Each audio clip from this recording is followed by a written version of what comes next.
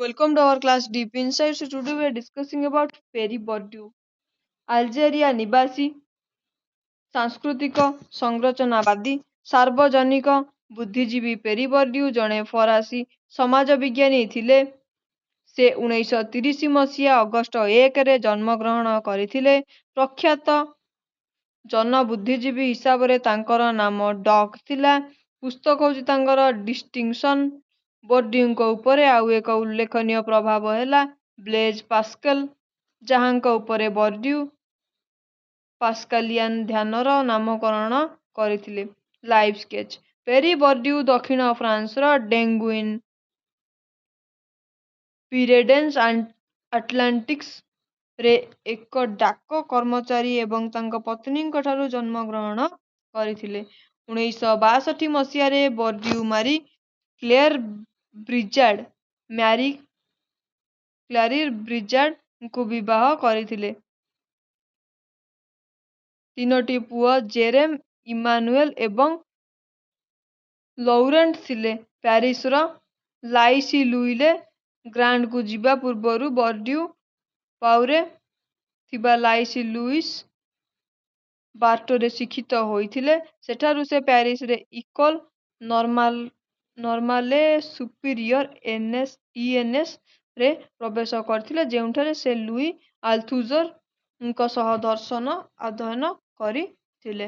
1955 ମସିହାରେ ଫ୍ରାନ୍ସ ସେନାବାହିନୀରେ ଯୋଗଦେବା ପୂର୍ବରୁ ବୋର୍ଡ୍ୟୁ 1 ବର୍ଷ ପାଇଁ ମୋଲିନ୍ସରେ କ୍ଲାସି ଶିକ୍ଷକ ଭାବରେ କାର୍ଯ୍ୟ କରିଥିଲେ।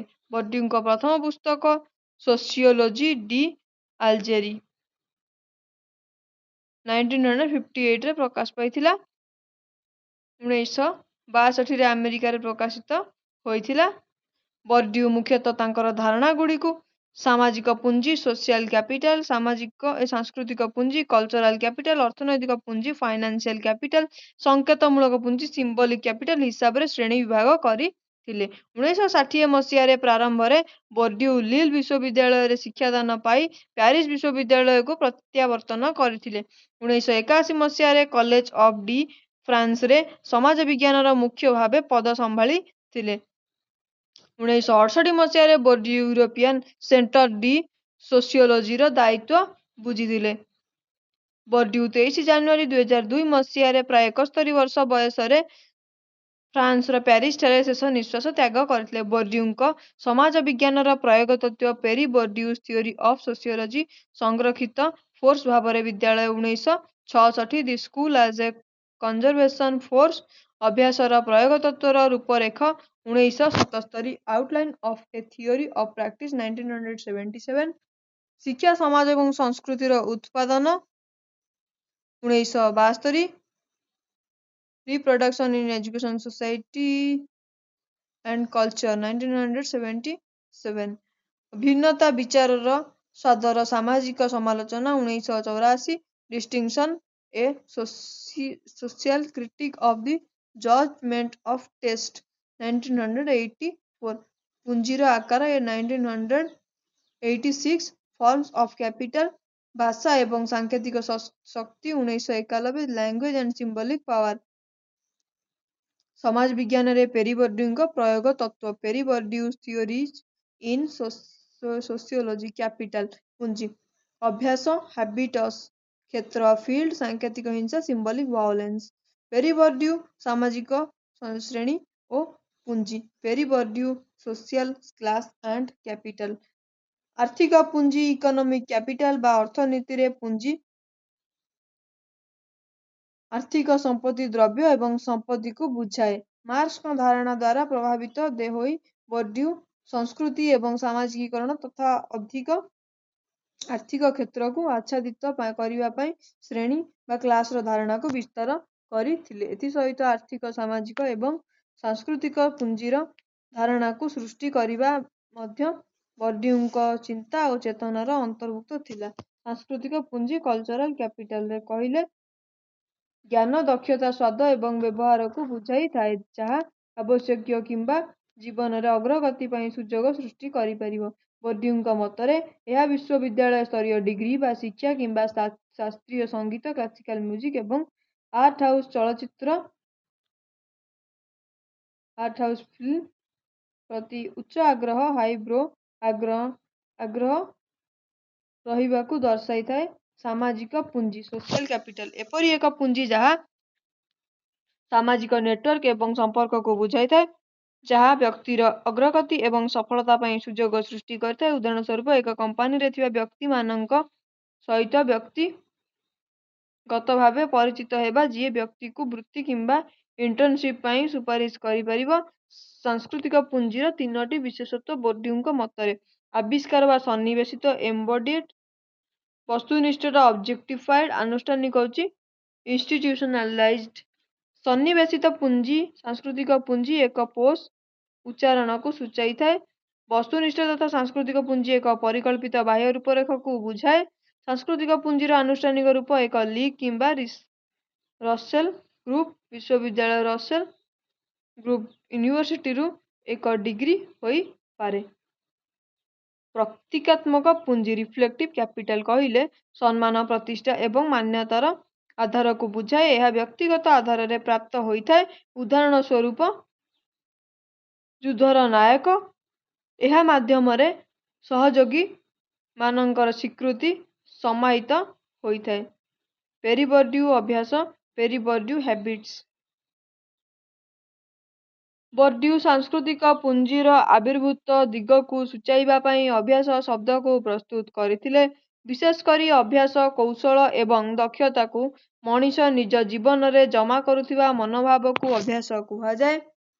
ଅଭ୍ୟାସ ହେଉଛି ପୂର୍ବରୁ ଜିନିଷଗୁଡ଼ିକ ଉପରେ ସେମାନେ କିପରି ପ୍ରତିକ୍ରିୟା କରିଛନ୍ତି, ତାହା ଉପରେ ଏକ ନିର୍ଦ୍ଦିଷ୍ଟ ପରିସ୍ଥିତିରେ ସେମାନେ କିପରି ପ୍ରତିକ୍ରିୟା କରିବେ। ସଠିକ୍ ପରିସ୍ଥିତିରେ ଆମର ଅଭ୍ୟାସ ଆମକୁ ବିଭିନ୍ନ ପରିବେଶକୁ ପଥପ୍ରଦର୍ଶନ କରିବାରେ ସାହାଯ୍ୟ କରିବ। ଉଦାହରଣ ସ୍ୱରୂପ, ଜଣେ ବ୍ୟକ୍ତି ଦାରିଦ୍ର୍ୟ ପରିବେଶରେ ବଢ଼ିଛନ୍ତି। ଯଦି ସେମାନେ କମ୍ ବେତନପ୍ରାପ୍ତ ଚାକିରି ପାଆନ୍ତି ଏବଂ ଏକ ଅସ୍ଥିର ପରିବେଶରେ ରହିବାକୁ ଲାଗନ୍ତି, ତେବେ ସେମାନଙ୍କ ଜୀବନର ଅଭିଜ୍ଞତା, କୌଶଳ ଏବଂ ଅଭ୍ୟାସ ସେମାନଙ୍କ ଏହି କଷ୍ଟଦାୟକ ପରିସ୍ଥିତିରୁ ବଞ୍ଚିବାରେ ସକ୍ଷମ କରିବ। ପେରିବର୍ଡ୍ୟୁ ସମାଜ ଏବଂ କ୍ଷେତ୍ର ପେରିବର୍ଡ୍ୟୁ ସୋସାଇଟି ଆଣ୍ଡ ଫିଲ୍ଡସ୍। ବର୍ଡ୍ୟୁ ବିଶ୍ୱାସ କରୁଥିଲେ ଯେ ସମାଜକୁ କ୍ଷେତ୍ର ନାମକ ଅନେକ ବିଭାଗରେ ବିଭକ୍ତ କରାଯାଇଛି। ପ୍ରତ୍ୟେକର ନିଜସ୍ୱ ନିୟମ, ଆଦର୍ଶ ଏବଂ ପୁଞ୍ଜି ରୂପ ରହିଛି। ଆଇନ, ଶିକ୍ଷା, ଧର୍ମ, କଳା, କ୍ରୀଡ଼ା ଇତ୍ୟାଦି ଭିନ୍ନ କ୍ଷେତ୍ରରେ ଭିନ୍ନ ଭିନ୍ନ କାର୍ଯ୍ୟପଦ୍ଧତି ରହିଛି। ଉଦାହରଣ ସ୍ୱରୂପ, କଳା ଏବଂ ଶିକ୍ଷା।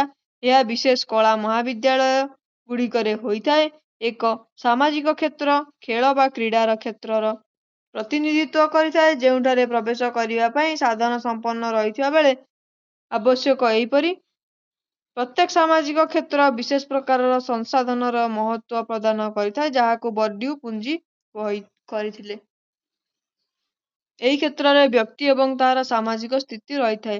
ସାମାଜିକ ରୂପରେ ଘନୀଭୂତ ଅଭ୍ୟାସ, କୌଶଳ ଏବଂ ସ୍ୱଭାବ, ନୈତିକ ମୂଲ୍ୟ, ବିଶ୍ୱାସ ଏବଂ ସହଯୋଗ।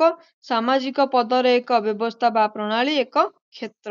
ପେରିବର୍ଡ୍ୟୁ ସାଙ୍କେତିକ ହିଂସା ପେରିବର୍ଡ୍ୟୁ ସିମ୍ବଲିକ୍ ଭାয়োଲେନ୍ସ। ଚତୁର୍ଥ ପ୍ରକାର ପୁଞ୍ଜି ହିସାବରେ ବର୍ଡ୍ୟୁ ସଂକଳ୍ପିତ କନସେପ୍ଚୁଆଲାଇଜ୍ଡ ଅର୍ଥନୈତିକ, ଇକୋନୋମିକାଲ, ସାମାଜିକ, ସୋସିଆଲ ଏବଂ ସାଂସ୍କୃତିକ ପୁଞ୍ଜିକୁ ଦର୍ଶାଇଥାନ୍ତି, ଯାହାକୁ ସାଙ୍କେତିକ ପୁଞ୍ଜି କୁହାଯାଏ। ଯେତେବେଳେ ଉଚ୍ଚ ସ୍ତରର ସାଙ୍କେତିକ ପୁଞ୍ଜି ଥିବା ବ୍ୟକ୍ତି ଏହାକୁ କମ୍ ବ୍ୟବହାର କରୁଥିବା ବ୍ୟକ୍ତିଙ୍କ ବିରୁଦ୍ଧରେ ବ୍ୟବହାର କରନ୍ତି, ସେମାନେ ସାଙ୍କେତିକ ହିଂସା ସିମ୍ବଲିକ୍ ଭାয়োଲେନ୍ସ କରନ୍ତି। ଉଦାହରଣ ସ୍ୱରୂପ, ଯେତେବେଳେ ଶ୍ରମିକ ଶ୍ରେଣୀର ଅଭ୍ୟାସ ହାବିଟସ୍, ଉଚ୍ଚାରଣ, ପୋଷାକ ଶୈଳୀ, ରୁଚି ଗୁଡ଼ିକ ବିଦ୍ୟାଳୟ ଏବଂ କର୍ମକ୍ଷେତ୍ର ଦ୍ୱାରା ମାନର ହ୍ରାସ ହୋଇଥାଏ, ସେତେବେଳେ ପ୍ରତୀକାତ୍ମକ ହିଂସା ବା ସାଙ୍କେତିକ ହିଂସା ଶ୍ରମିକ ଶ୍ରେଣୀ ବିରୁଦ୍ଧରେ ଏହାର ବ୍ୟବହାର ହୋଇଥାଏ। ସାଂସ୍କୃତିକ ପୁନରୁତ୍ପାଦନ କଲଚରାଲ ରିପ୍ରଡକ୍ସନ। ଏହା ଏପରି ଏକ ବ୍ୟବସ୍ଥା ଯାହାଦ୍ୱାରା ପ୍ରଚଳିତ ସାଂସ୍କୃତିକ ମୂଲ୍ୟବୋଧ ଏବଂ ପ୍ରଥାଗୁଡ଼ିକ ଗୋଟିଏ ପିଢ଼ିରୁ ଅନ୍ୟ ପିଢ଼ିକୁ ପ୍ରବେଶ କରିଥାଏ, ବିଶେଷ କରି ଉଚ୍ଚ ବର୍ଗର ସଂସ୍କୃତିର ହସ୍ତାନ୍ତରୀକରଣ। ଶିକ୍ଷା ଅନୁଷ୍ଠାନଗୁଡ଼ିକରେ ସାଂସ୍କୃତିକ ପୁନରୁତ୍ପାଦନ ହୋଇଥାଏ। ଏହା କେବଳ ଉଚ୍ଚ ବର୍ଗର ଲୋକମାନଙ୍କର ସଂସ୍କୃତିକୁ ଆଗକୁ ନେଇ ଯାଇଥାଏ। ଉଚ୍ଚ ବର୍ଗର ସଂସ୍କୃତିକୁ ନିମ୍ନ ବର୍ଗର ସଂସ୍କୃତି ଉପରେ ଲଦି ଦିଆଯାଇଥାଏ, ଫଳରେ ନିମ୍ନ ବର୍ଗମାନେ ଉଚ୍ଚ ବର୍ଗର ସଂସ୍କୃତିକୁ ନିଜର ବୋଲି ଭାବିଥାନ୍ତି। ଏହି ପ୍ରକାର ଉଚ୍ଚ ବର୍ଗର ସଂସ୍କୃତିର ପ୍ରସାର ହୋଇଥାଏ। ସେମାନେ ଏହି ବ୍ୟବସ୍ଥା ଦ୍ୱାରା ନିଜ ସଂସ୍କୃତିକୁ ବେଦର ଗାର ବୋଲି ମାନିଥାନ୍ତି। ସଂସ୍କୃତିର ପ୍ରସାର ଯୋଗୁଁ ସମାଜରେ ସାଂସ୍କୃତିକ ପୁନରୁତ୍ପାଦନ ହୋଇଥାଏ। ଶିକ୍ଷା ଦାରିଦ୍ର୍ୟ ଦୂରୀକରଣ ପାଇଁ ବ୍ୟବସ୍ଥା ନୁହେଁ, ଏହା ସମାଜରେ ସମାନତା ବଜାୟ ରଖିବା ପାଇଁ କାର୍ଯ୍ୟ କରିଥାଏ।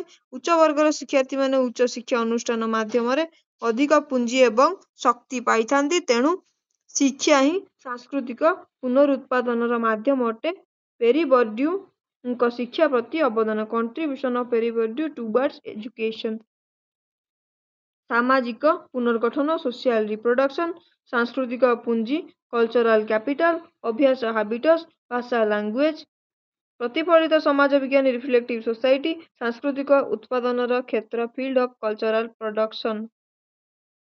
ସାଂସ୍କୃତିକ ପ୍ରଜନନ ଓ ପ୍ରଜନନରେ ବର୍ଡ୍ୟୁ ସାଂସ୍କୃତିକ ପୁଞ୍ଜିକୁ ଭାଷା ଭିତ୍ତିକ ଏବଂ ସାଂସ୍କୃତିକ ଦକ୍ଷତା ଏବଂ ସଂସ୍କୃତି ସହିତ ଘନିଷ୍ଠ ସମ୍ପର୍କ ବୋଲି ବର୍ଣ୍ଣନା କରିଛନ୍ତି, ଯାହା କେବଳ ପ୍ରଧାନ ସଂସ୍କୃତି ବିସ୍ତାର କଲାବେଳେ ପରିବାର ସହିତ ପୋଷଣ ଦ୍ୱାରା ଉତ୍ପନ୍ନ ହୋଇପାରିବ। 1986ରେ ବର୍ଡ୍ୟୁଙ୍କ ରଚିତ ପାଠ୍ୟକ୍ରମରେ ବିଚାର କରିବାର ସିଦ୍ଧାନ୍ତ ପ୍ରକାଶିତ ହୋଇଥିଲା। ତ ଆଜି ପାଇଁ ଏତିକି ଥିଲା। Thank you.